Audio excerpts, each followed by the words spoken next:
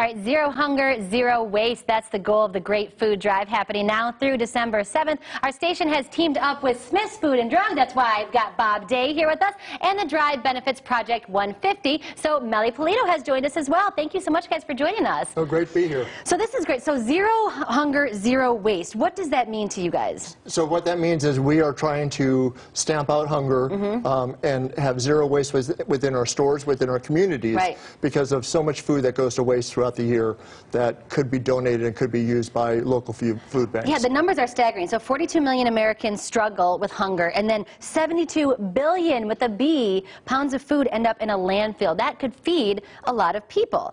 Now, we mentioned that it benefits Project 150, so those who are watching that may not know, what is Project 150? Sure. Project 150 is an 8-year-old nonprofit organization who helps homeless, displaced, and disadvantaged high school students throughout the Valley. As if high school wasn't hard enough, right? Exactly, our tagline. How many kids are we talking about here? So we're currently helping about 6,300. Wow. Some registered and some are not, but nonetheless, they're homeless, displaced, and disadvantaged. And of course, this food means a lot to them because they're not sure sometimes where their next meal comes from. What kind of items are we looking for here for the food drive?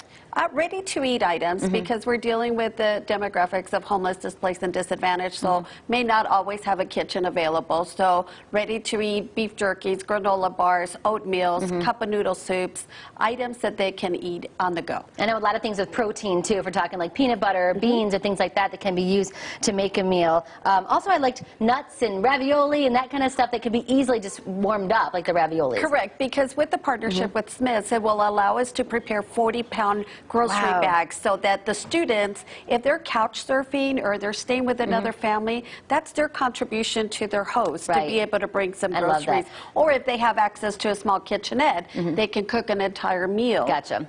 And Bob, you guys have joined forces with us for the school drive, now the food drive, you know, every year. What does it mean for you and Smith's to give back? So it's just so important that we support our communities.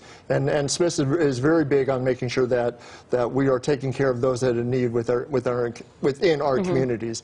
It's great the way that the customer base out there just comes right to the table and brings and makes those donations. Yeah, bring your non-perishables or buy them while you're there grocery shopping at Smith's. The Great Food Drive is happening now through December 7th. You can drop off those non-perishable food items at any Smith's location in the Valley, and there's a bunch of them. You know that already.